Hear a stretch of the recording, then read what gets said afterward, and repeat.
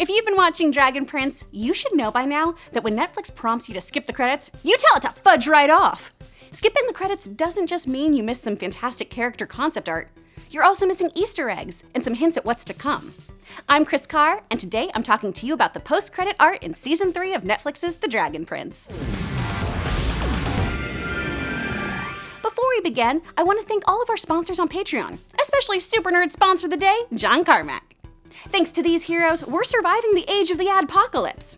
If you want to chip in, head to Patreon and see if a donation tier works for you. In return, we'll give you fun stuff. And speaking of fun stuff, TeePublic has tons of shirts to suit all your geeky needs. Click our affiliate link to see some of our favorite shirts. Roll those credits!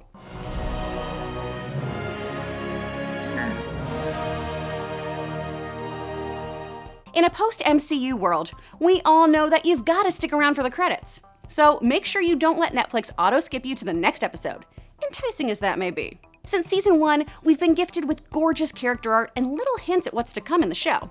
Last season, we learned that Runa had a male partner who ended up working with our heroes in this newest season. In fact, that elf, Ithari, was seen as early as Episode 1, Season 1 in the post-credits and dubbed Tinker Elf by fans until his true identity was revealed. When my parents joined the Dragon Guard, I went to live with Runan and his husband, Ithari. They were my parents' best friends. If you're someone who loves to piece a show together, these credit drawings were made for you. Let's look at some of the best of Season 3. And be warned, y'all, here there be spoilers. So if you aren't caught up on The Dragon Prince, get to binging before you watch this video. Zadia was one land, rich in magic and wonder. At the end of Episode 2, we see a sketch of Queen Anya of Durin, the young queen that Viren vehemently argued with in the previous season about going to war against Zadia. In this drawing, we see Anya mid-air firing arrows. This isn't just a cool doodle. This is telling us exactly what will happen at the end of the season.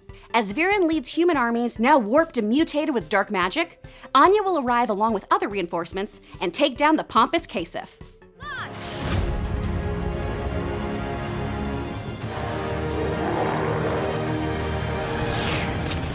I want so much more Anya in Season 4. She's the Lady Mormont we need.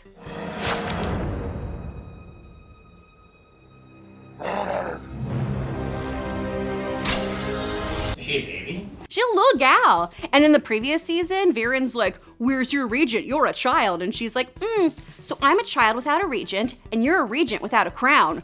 Burn! Oh, it's so good. She's badass. I love her.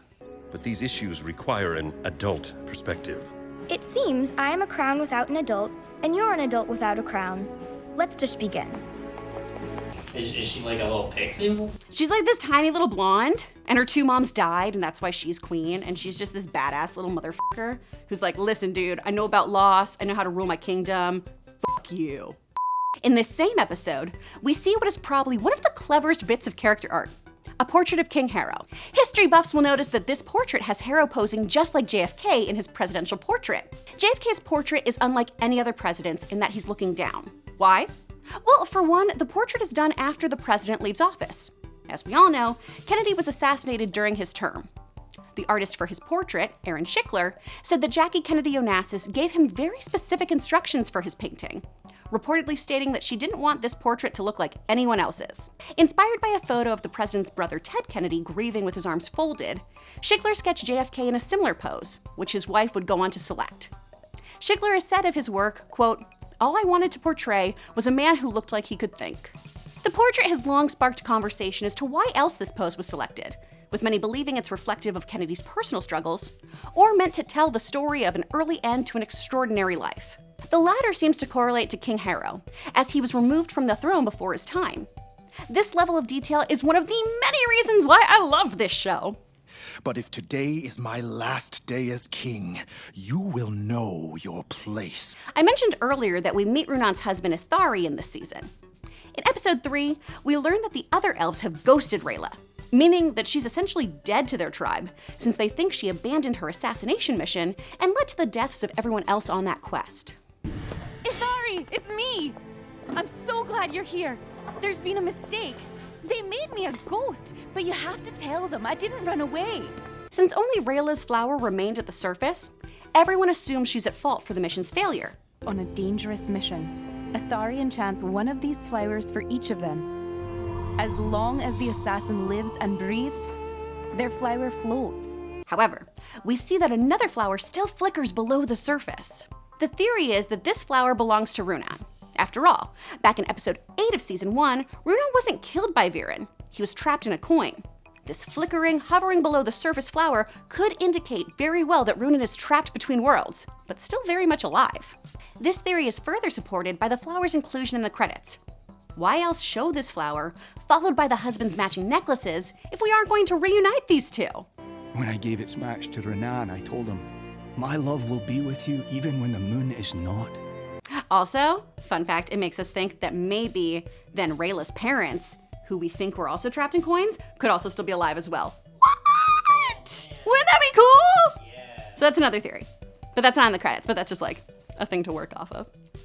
A fan favorite moment for sure this season was when Kalam, voiced by the same actor who provided Sokka's signature snark in Avatar: The Last Airbender, dropped this on us. Something so strangely familiar.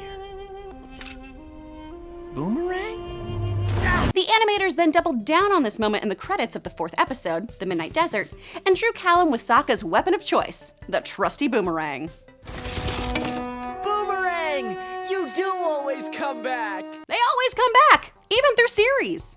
Want even more Kalam Sokka mashup goodness? The animators do provide! In the credits of episode 5, you can spot Ezra toasting with some cactus juice.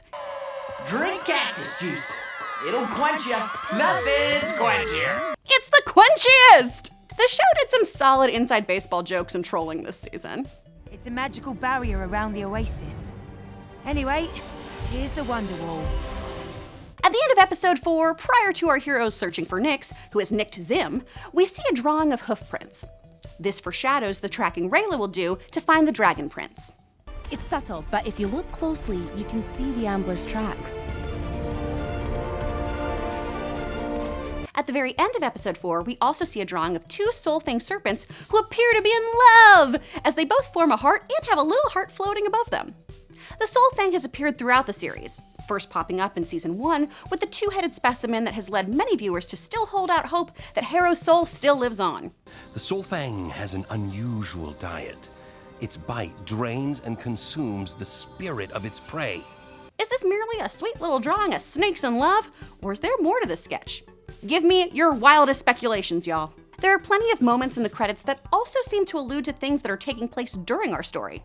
Question is, do they impact the story, and will we hear about them in our main in-episode plot points? For example, at the end of both episode 5 and episode 8, we see Lujan in her human disguise flirting and receiving flowers from a human man. Will this romance bloom into something important in season 4? And who is that guy anyway? Oh, viewers, fill me in! In episode 7, we have several adults band together to help Ezra escape the palace and find his brother. We'll see these 3, Ezra's counselor, Corvus, and the baker, come before Queen Anya in the credits in what we will later piece together is them asking Anya to have Doran aid Katalis and Zadia. Speaking of allies on this quest, season 3 cements Soren as a good guy. He no longer trusts his father and wishes to stand by the one true king, as that is the purpose of the Crown Guard. In the credits of episode 8, we see a little toddler Soren playing with a stuffed animal dragon. This foreshadows the final episode of the season, where Soren aids the dragons and releases them from captivity. Feels a lot better to be on the side that's unchaining things. The credit art actually depicts Soren's story arc. If you'll recall, we saw a young Soren pointing a sword at a stuffed dragon in season 2, episode 7. The same episode where Soren actually fights a real-life dragon. He's come a long way over the series, and the difference between these 2 images really sums up his own personal journey really well. One drawing at the end of episode 9 has sparked some shipping! Towards the end, you'll see a sketch of Amaya, with her eyes closed, embracing her translator Gren, as well as Corvus, with Corvus and Gren looking and smiling at one another. So get ready, Tumblr! Y'all about to get some fresh/fiction. If some of the credit art stood out to you, please let me know in the comments below, especially if you think it's going to impact what's to come in the Dragon Prince saga. Thanks so much to all of our patrons, TeePublic, and all y'all for watching. For more Dragon Prince videos, click to the left. See you, Space Cowboy.